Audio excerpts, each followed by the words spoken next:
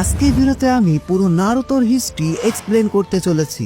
এই ভিডিওতেই তোমরা নারুতো অ্যানিমের একদম শুরু থেকে শেষ পর্যন্ত সবকিছু খুব কম সময়ের মধ্যে জানতে পারবে। প্রায় 1000 বছর আগে পুরো পৃথিবীর সবকিছুই স্বাভাবিকভাবে চলছিল। তখন কিন্তু চাকরার মতো সুপার ন্যাচারাল পাওয়ারের এক্সিস্টেন্টই ছিল না।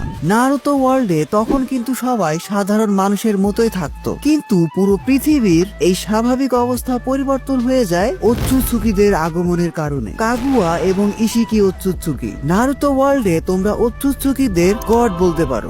ওৎসুৎসুকিদের কাজই হলো এক প্ল্যানেট থেকে অন্য প্ল্যানেটে যাওয়া এবং সেখানে চাকরা ফ্রুট গ্রো করা। এই চাকরা ফ্রুট হলো পুরো প্ল্যানেটের লাইফ ফোর্স অথবা এনার্জি বলতে পারো। এই চাকরা ফ্রুট খেয়ে ওৎসুৎসুকিরা আরো বেশি পাওয়ারফুল হয় এবং তারা তাদের লাইফ স্প্যানকে আরো বাড়াতে পারে। তবে এটার জন্য ওৎসুৎসুকিদের একটা রিচুয়াল ফলো করতে হয়। যে কোনো প্ল্যানেটে 2 জন ওৎসুৎসুকি যাবে।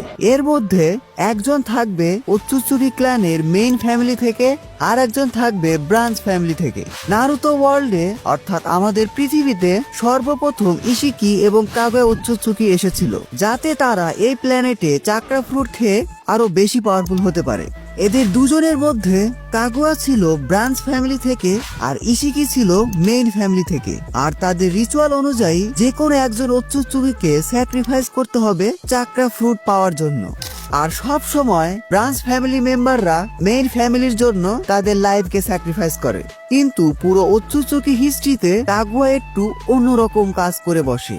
শুরুতে যে চাকরা ফ্রুটের কথা বলেছিলাম, সেটা গ্রো করতে একটা বড় চাকরা ট্রি গ্রো করতে হয় এবং সেটার জন্য 10 টেলসকে যে কোনো একটা ওৎসুৎসুকির খাবার হতে হবে। কাগুয়া এখানে চালাকি করে ইশিকিকেই 10 টেলসকে স্যাক্রিফাইস হিসাবে দিয়ে দেয়, কিন্তু ইশিকি কোনোভাবে সেখান থেকে বেঁচে যায়।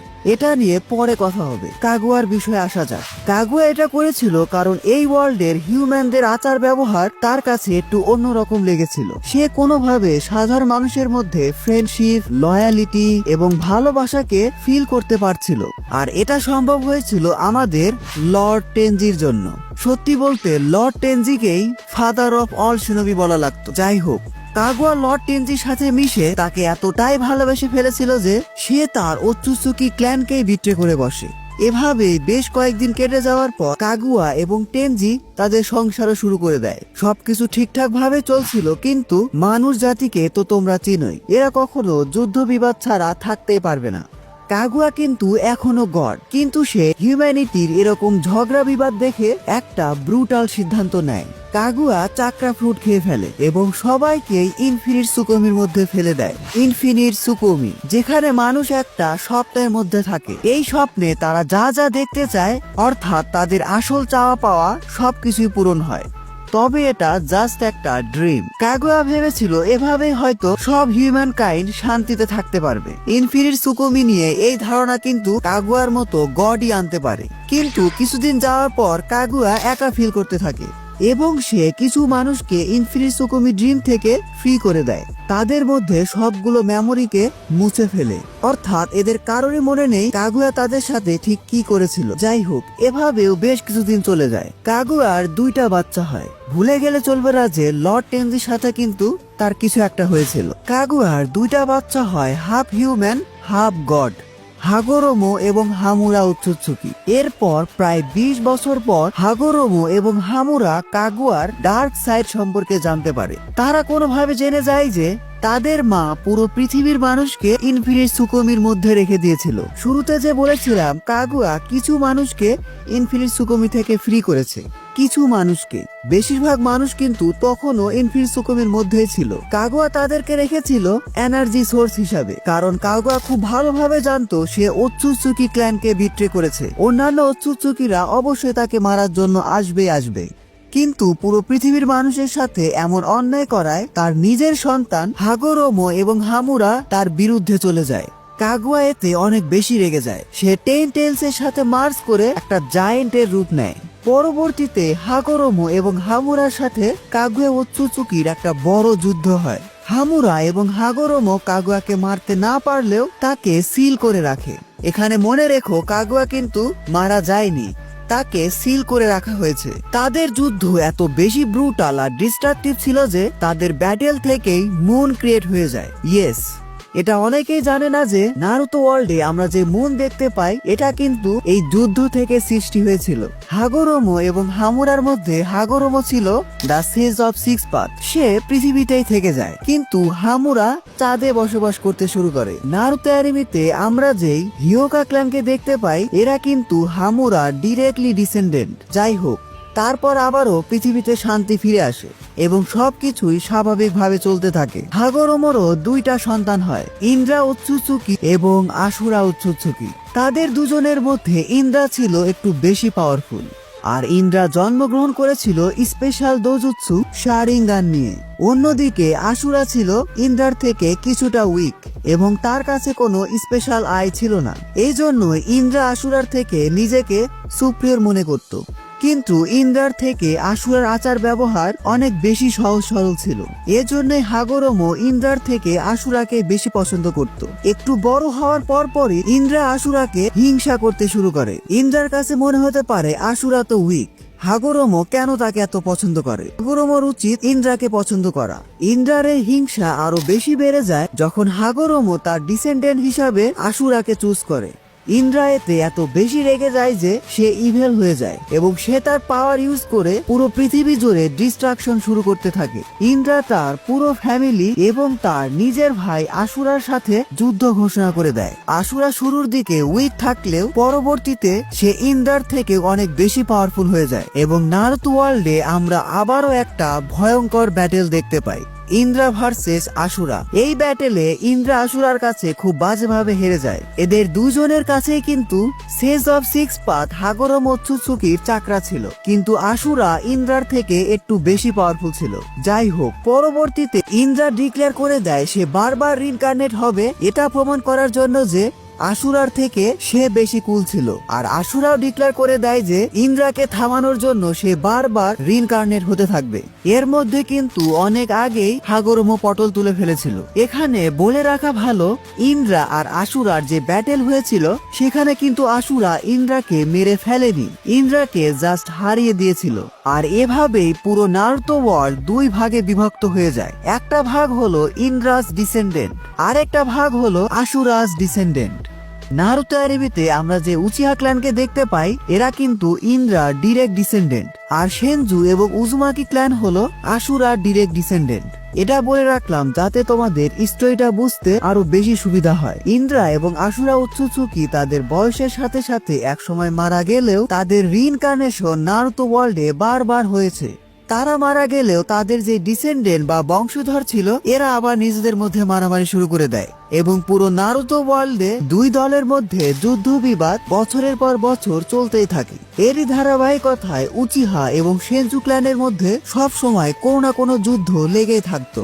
এই উচিহা এবং সেনজু ক্ল্যানের মধ্যে দুইটা সন্তান জন্ম নেয়। সেনজু ক্ল্যান থেকে হাশিরামা সেনজু এবং উচিহা ক্ল্যান থেকে মাদারা উচিহা। ইয়েস, তোমরা ঠিকই ধরেছ, এই দুইজনই ইন্দ্রা এবং আশুরার ডিরেক্ট রিইনকার্নেশন।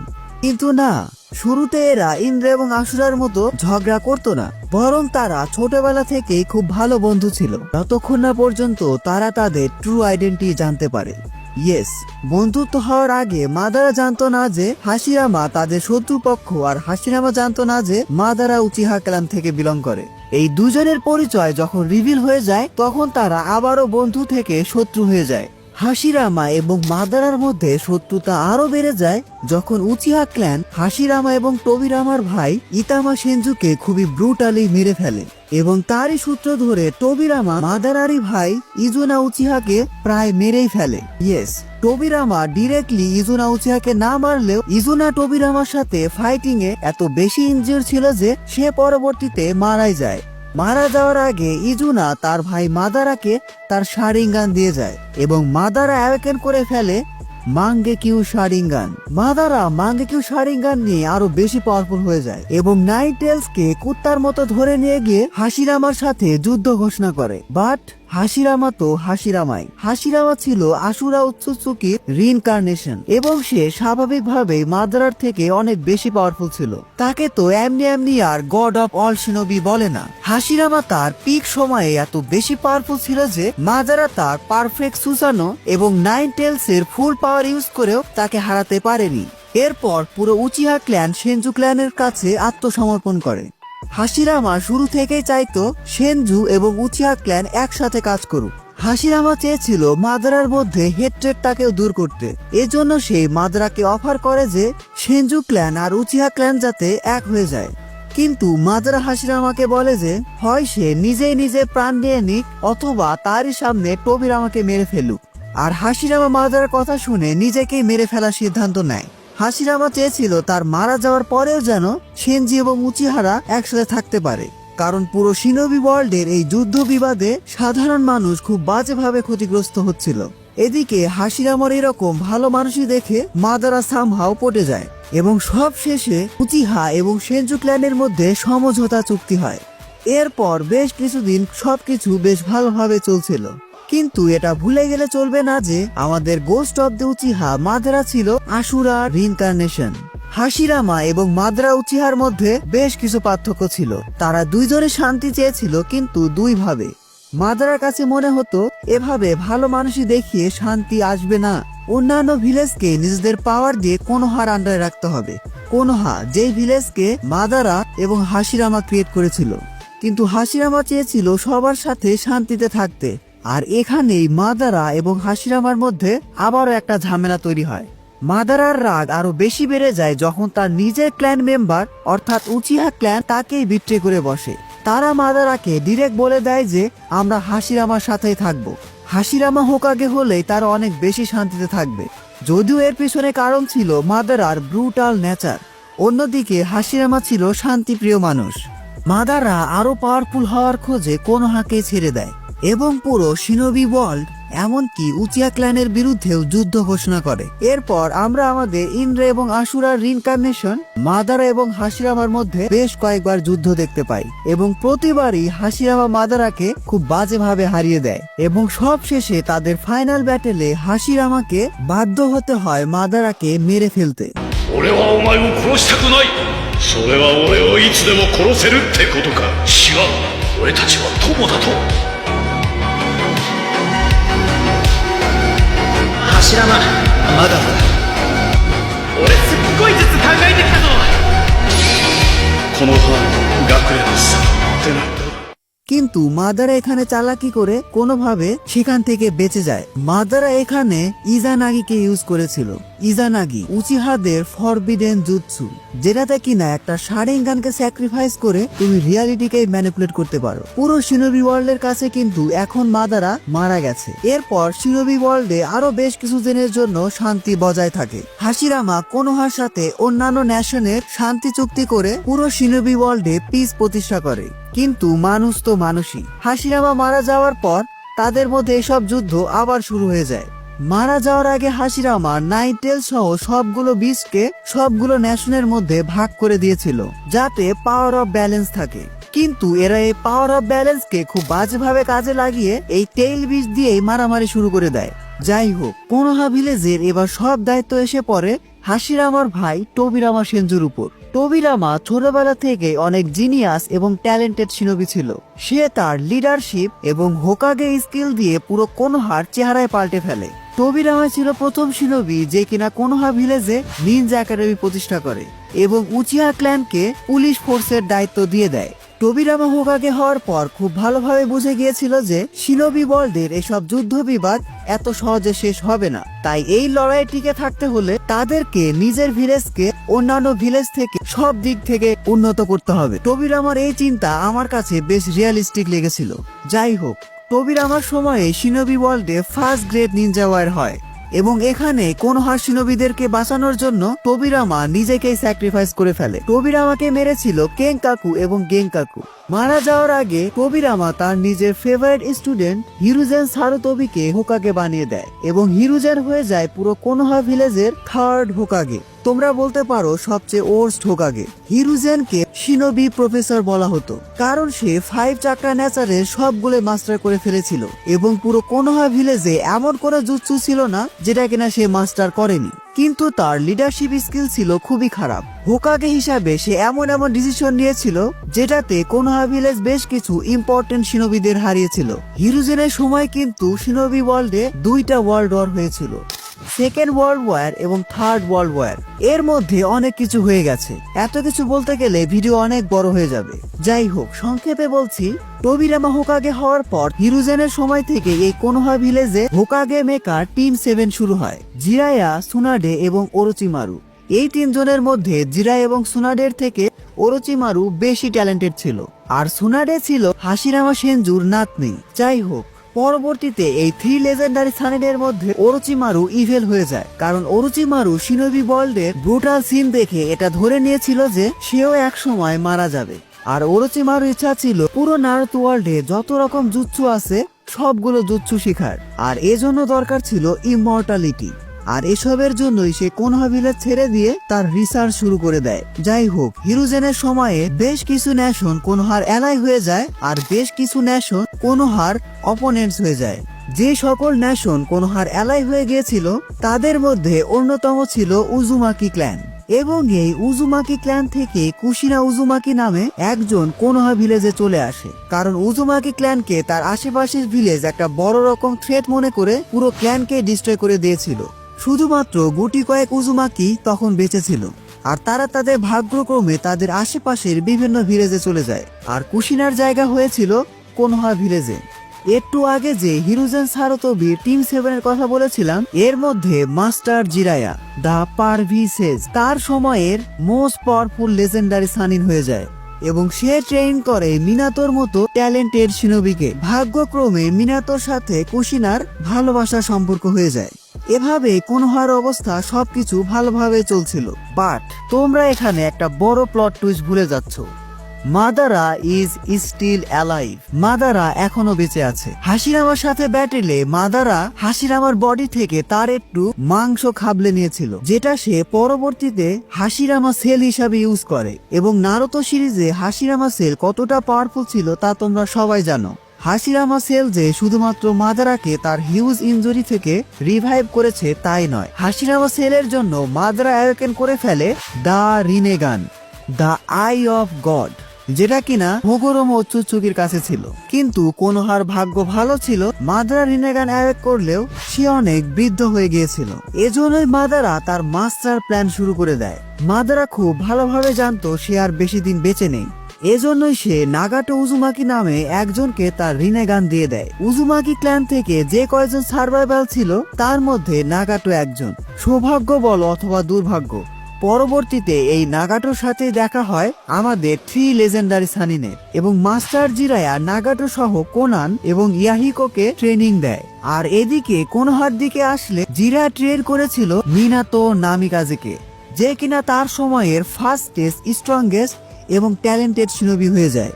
সবকিছু ঠিকঠাক ভাবে চলছিল, কিন্তু এর মাঝখানে থার্ড ওয়ার্ল্ড ওয়ারে অনেক কিছু চেঞ্জ হয়ে যায়।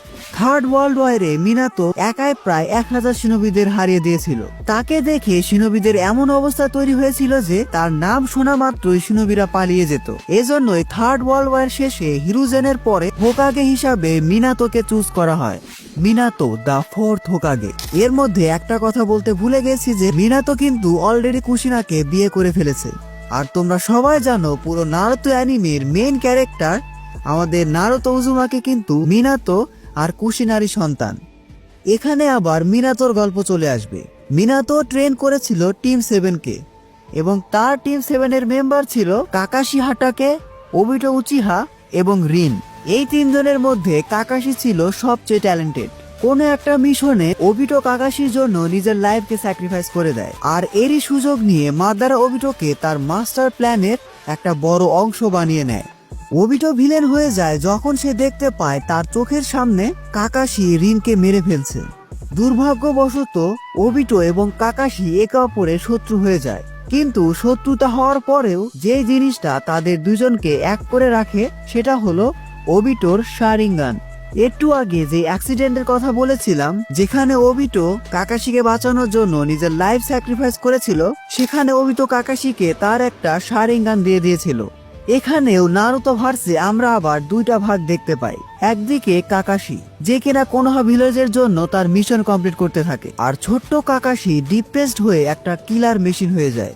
অন্যদিকে ওবিটো উচিহা, যে কিনা আকাসকির মতো একটা ডেডলি অর্গানাইজেশন ক্রিয়েট করে নাগাটো উজুমাকির সাথে। ইয়েস, নাগাটো, যার কাছে মাদারা তার রিনেগান দিয়েছিল। এভাবেই বেশ কিছু বছর চলে যায়। অন্যদিকে ওবিটো প্ল্যান করতে থাকে সে কোনোহাকে বিট্রে করবে এবং রিনের মৃত্যুর প্রতিশোধ নেবে। মিনাতো ছিল তখন হোকাগে। মিনাতো এবং কুশিনা বেশ ভালোভাবে সংসার করছিল এবং কিছুদিন পর মিনাতো প্রেগনেন্ট হয়ে যায়। সরি। কিছুদিন পর কুশিনা নারুতোকে জন্ম দেয়, আর এই সময়ই ওবিটো কোনো হাতে অ্যাটাক করে বসে। ওবিটোর উদ্দেশ্য ছিল কুশিনা থেকে 9 টেলসকে এক্সট্রাক্ট করা, কারণ মাদ্রা তাকে বলেছিল সবগুলো টেইল বিচকে একসাথে করে 10 টেলস এর মাধ্যমে ইনফিনিট সুকুমি ক্রিয়েট করা যাবে, যেটাতে সবাই অনেক বেশি খুশি থাকবে এবং কারোর কোনো দুঃখই থাকবে না। রিনের মৃত্যুর পর ওবিটো এত বেশি ম্যানিপুলেটেড হয়ে গিয়েছিল যে সে মাদারার প্ল্যান অনুযায়ী কাজ করতে থাকে এবং নারুতো জন্মগ্রহণ করা সেই ভাইটাল মোমেন্টে মিনাতোর উপর অ্যাটাক করে। মিনাতোর সাথে ওবিটো একরকম ফাইটে হেরে যায়, কিন্তু সে তার আসল মিশনকে ঠিকই কমপ্লিট করেছিল। ওবিটো কুশিনা থেকে 9 টেলসকে এক্সট্রাক্ট করে 9 টেলসকে দিয়ে কোনোহাকে ডিস্ট্রয় করাতে থাকে। এবার মিনাতোর কাঁধে নিজের স্ত্রী সন্তান সহ পুরো কোনোহা ভিলেজকেই বাঁচানোর দায়িত্ব পড়ে। সবশেষে কোনো উপায় না পেয়ে মিনাতো এবং কুশিনা নিজের লাইফ স্যাক্রিফাইস করে নারুতোকে বাঁচায়। মারা যাওয়ার আগে মিনাতো 9 টেলস এর হাফ চাকরাকে নারুতোর মধ্যে সিল করে দেয়। এভাবেই আমাদের পুরো সিরিজের মেইন ক্যারেক্টার নারুতো উজুমাকির জন্ম হয়েছিল এবং পরবর্তীতে নারুতো একটা অনাথের জীবনযাপন শুরু করে।